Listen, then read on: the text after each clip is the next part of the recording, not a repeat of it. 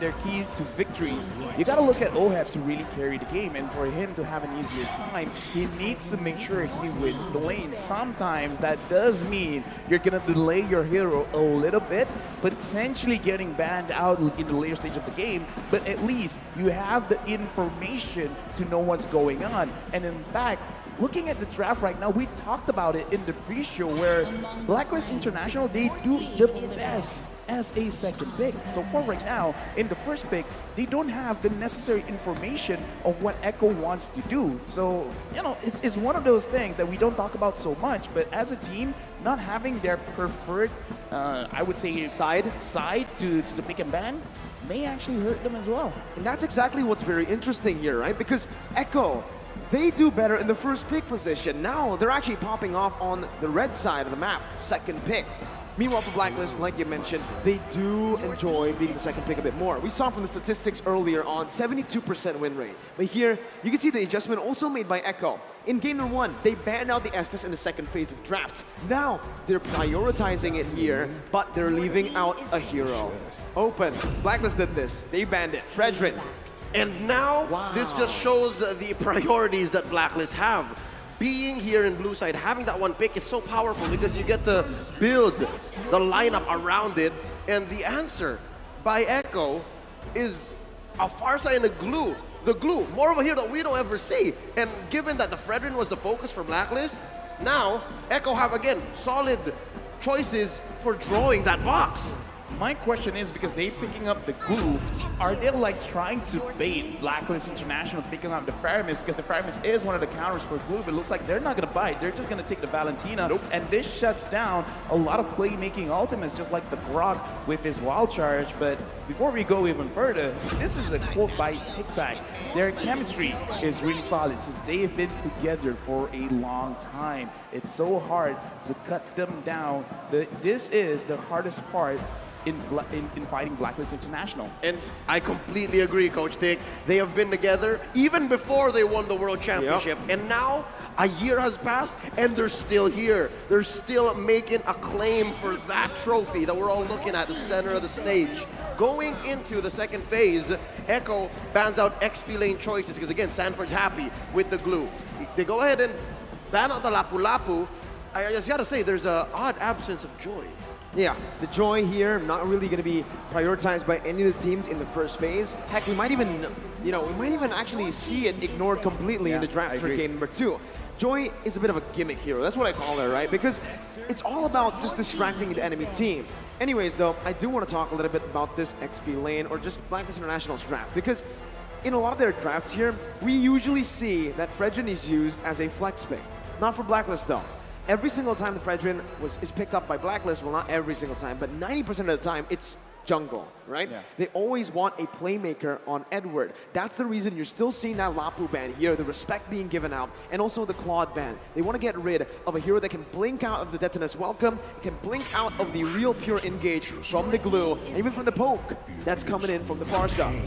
But I still like the way that Blacklist are drafting because we've discussed that the way that they're going to win is through OHEB as well as AdWords. So now that they've seen at least 80% of the draft coming in from Echo, now they should have enough information to really understand what kind of heroes they should get, because if OHEB and Edward loses lane, they're going to lose priority in the jungle or the riverside, and that's really going to impact how Blacklist plays. So these last 2 picks will really impact, because at least now they've seen the Brody.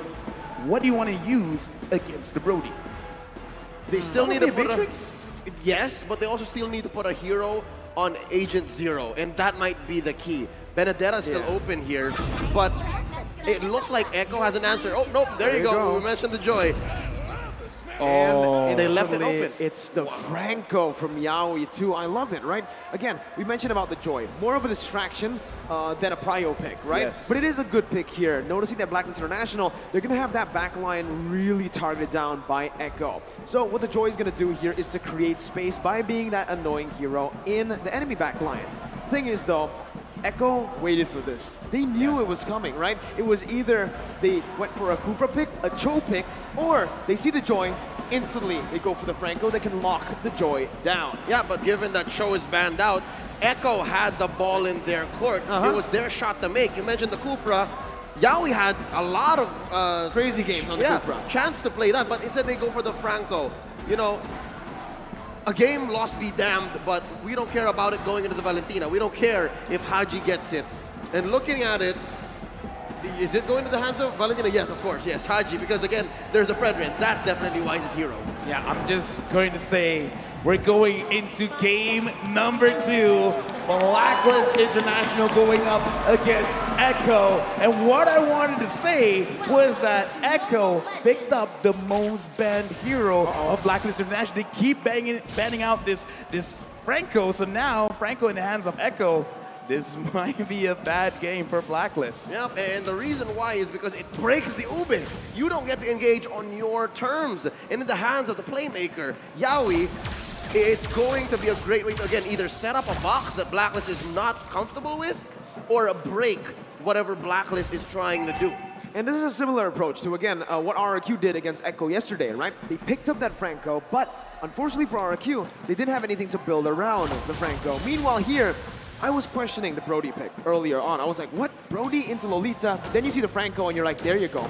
That's what it was for. You hook the opponent away, and what's the Lolita gonna do, right? Sure, she can actually jump in, flicker maybe to get that shielding down, but it's a bit too risky, and if Venus is on the receiving end of the hook, it's gonna be a lot to deal with here. And Venus right now is gonna be caught. Yaoi gonna throw the iron hook. Good dodge by Venus. Yeah, looking at this game, Blacklist International, I would say after the group stages, this Franco is a nightmare for them because it is the reason why they've lost. So now we got to see their evolved form. Have they been able to find a way to fight against this Franco? Right now, looking at the lanes, not a lot is going on. Wise goes down to fight against Sanford, but I don't think they can secure a kill here. Too sustainable, gets out of that one. Wise is level 4, Carl TZ as well. Both of these junglers clearing very, very fast. In the end, it's Haji who actually steals the gold buff away. Yep, looking at a potential 3v3, 4v4 down bottom as they both jockey for position, finding a good pull for this Lord. And it looks like Echo is the one first on the scene. Carl TZ whacking away. Oh, there's a ult! Yeah, Sanford zoning very, very well here with the split as well. Bringing Wise away. Numenor Blast gonna be charged in. On to Carl TZ, but no! It's Yaoi who finds the iron hook, and Carl TZ finds the retribution.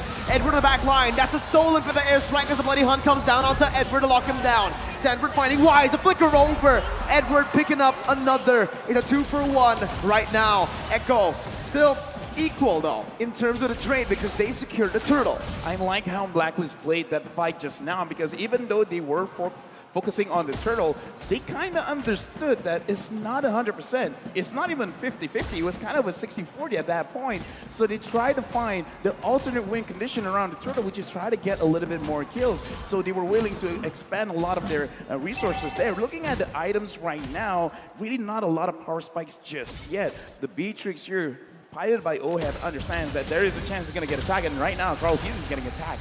He is the frontliner though, so he's happy taking that damage in. Haji is going to be the one losing a whole lot of HP from Sanji. Venus does too, and now that mid control is for Echo. And you're seeing here the difference between Haji and Sanji, a Valentina and a Farsa. It seems like now, when the ult is ready on Sanji, he's just willing to pull it out and then force Haji to respond. It's all about timing. It's all about engagement. Oh. And Yaoi, did he do it? No, the Filipino sniper still confirms the gold crab. That was an insane calculation, man. An insane micro play by OHEB, right? He knows exactly how it was going to go down. Even with the snipes there.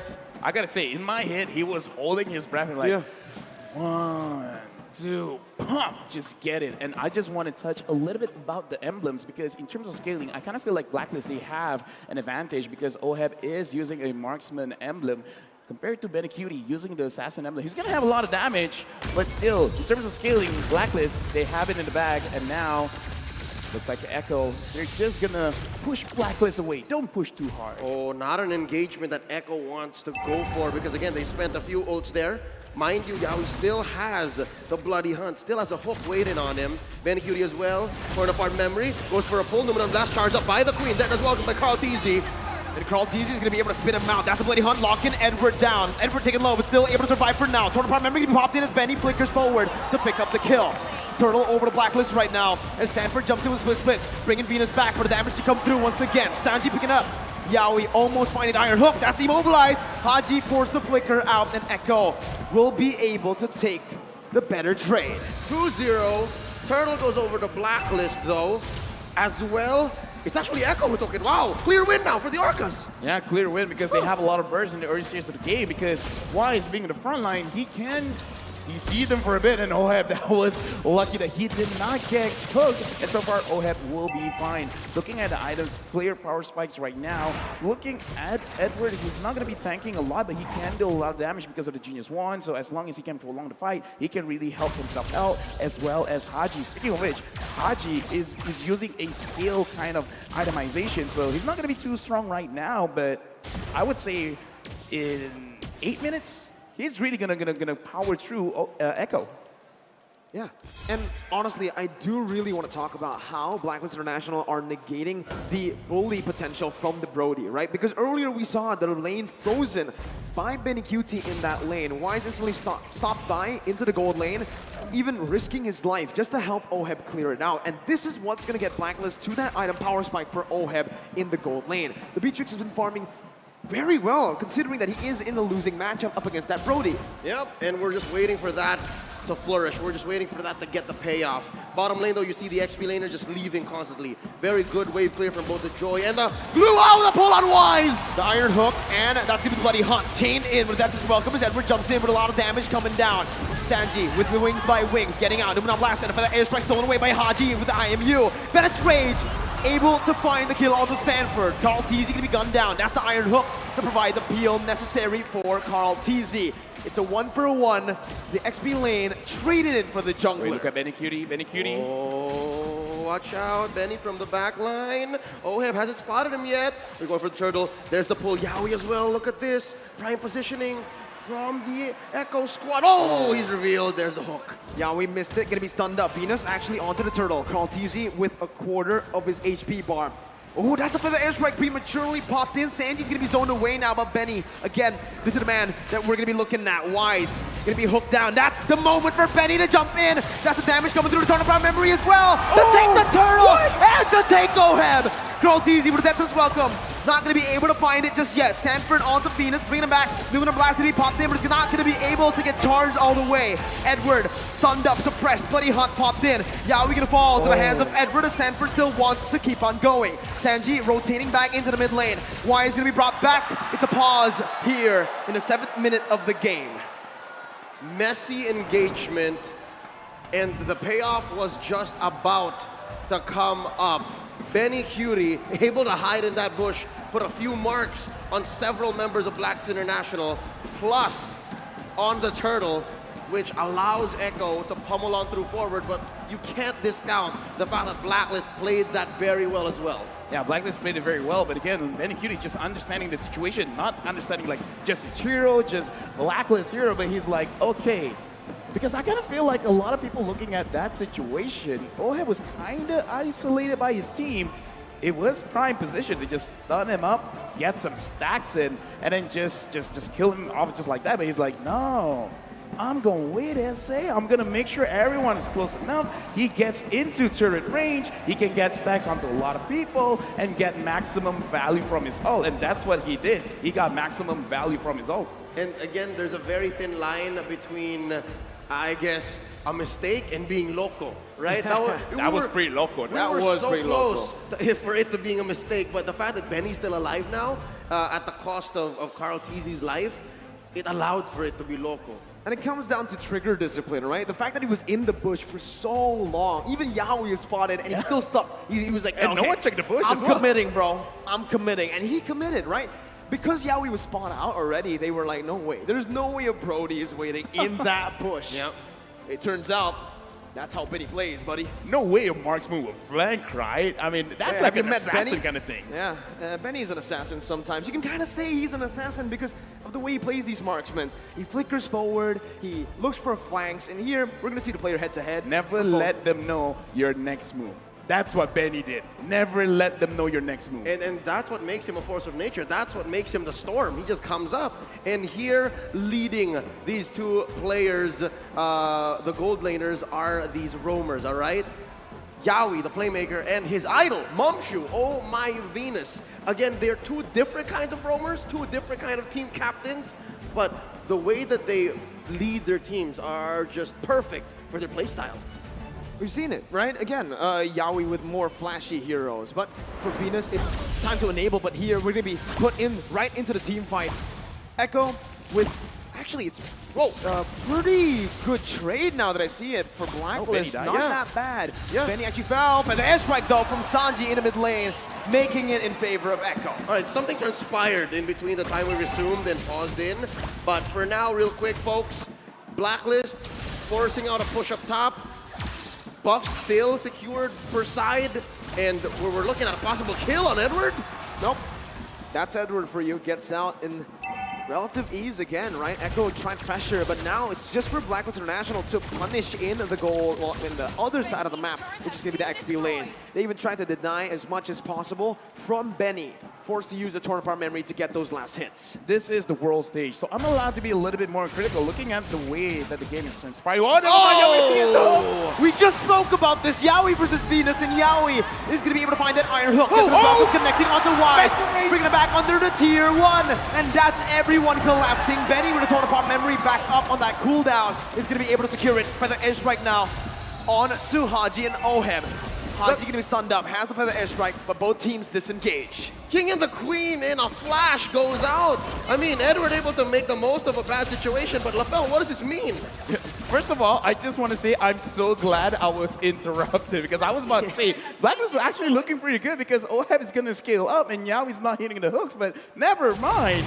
Yawi got a very crucial hook, and the thing is, this is the time where Benny Cutie, I would say, is almost at his max because he already has his Blade of Despair as well as the Fury Hammer. Enough penetration, enough raw damage. This is the time you force the fight. This is not about waiting. If you see an opportunity, just go for it. And it looks like Blacklist has already found their window. Haji pulling out Sanford, Carl Teasy losing the pull battle against Wise. Blacklist have a small favorable position over the Lord. It's closer to the south, closer to Wise. They spot on Venus. Yawi throws out a hook. And now the Lord dance continues. it's a very slow Lord dance. It's a macro-centric play here. Mid-control, Steel fought for, and that's concealed though. Yeah, we're gonna be able to find Haji with Bloody Hunt as well. That's damage coming through, and a turn apart memory finds its mark. The Venom Rage to follow it through. Yeah, we're gonna be taken down. Sanford jumps in with split. Venus with the man on blast, stunning him up right now. Skull Teasy gonna be taunted up. Kind of airstrike to the back line. Oh, it's gonna be caught. Wise now with the Appraiser's Wrath. Still able to sustain for a bit, as Sanford still on that split. He jumps back away. Venus thinking low. That's gonna be Benny dealing out of damage. Now with the turn apart memory. Benny QT with a flicker forward again, styling on Blacklist International.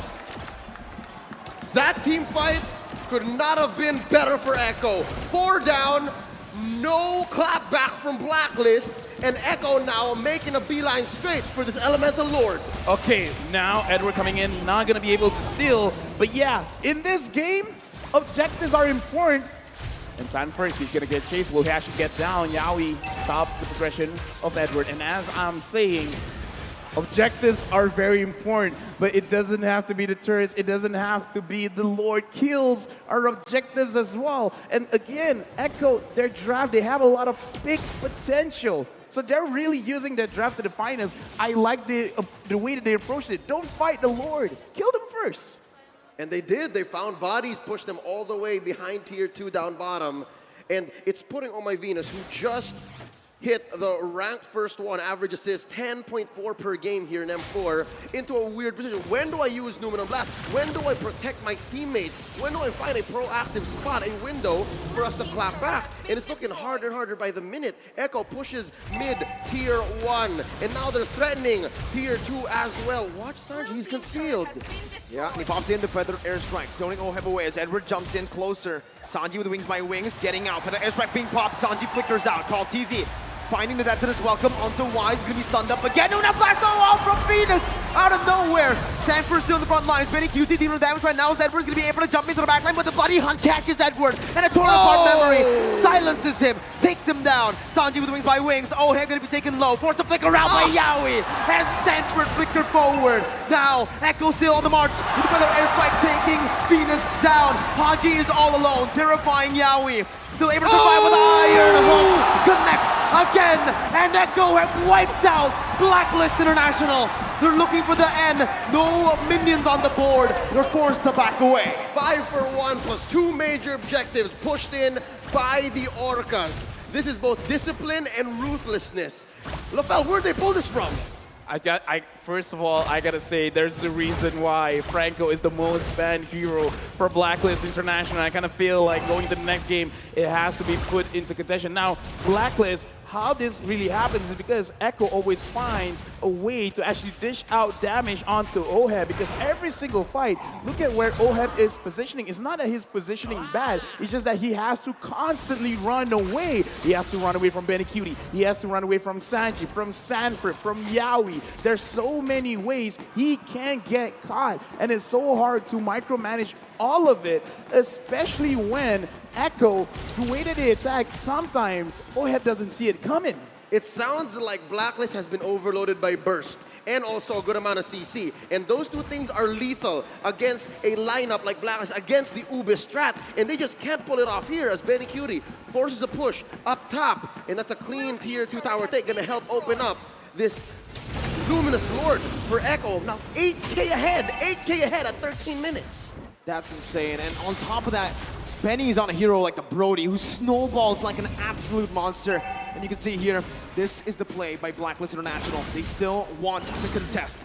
Lord taken to half HP. Carl TZ still on it. This is the Lord dance. At the mid lane, pressure will be popped in from Echo. 8,000 gold lead. The defender airstrike will be popped in. The zone, other members away. Carl TZ with the depth as well, combining it. Haji stealing. The airstrike again. The better straight. Into the middle blast. Why steals it away? Yaoi got the money hunt, but it's all for naught. Set for alone. Yaoi's gonna be gunned down. But Benny UT again with the back door. Damn you, Benny! Damn you! On the world stage, he takes GAME2 away from Blacklist International. I just gotta say, man, the way this set up, the entire map, they're setting up for a checkmate. And then Benny Cutie is like, I don't care about pawns, I don't even care about queen. I'm going for the king. And that is the crystal there right now. 2-0 Echo over Blacklist International. What is this man made of? Oh my god, how many times has he found this play? The storm, the typhoon, the hurricane, Bagyong Benny, born and bred to split lanes and take games. Wow. The shot calling, though, that was needed to make that play happen. I mean, again, it looks like Echo is not just they understand the draft, they just understand Blacklist in general. You guys want to clump up together, go ahead. Hey, we're going to take the Lord. You're going to contest for it, right? Well, go ahead. We're going to split push. I think this is just critical understanding